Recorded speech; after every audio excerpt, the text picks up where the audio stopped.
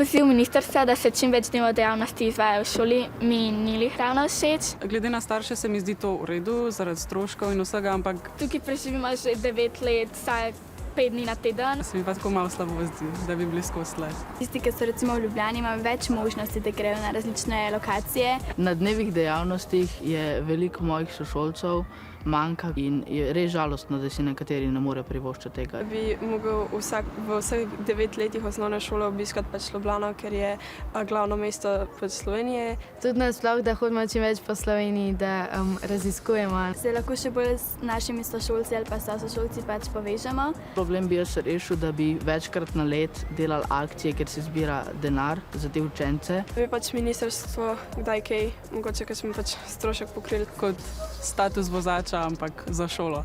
Da bi lahko učenci, ki imajo problem, vstopili do svetovalne delavke in pač prosili za pomoč. Po mojem bi bilo bolj, da vsak starš učilci posebej napiše, ker po mojem otrokom ni tako prijetno o tem govoriti.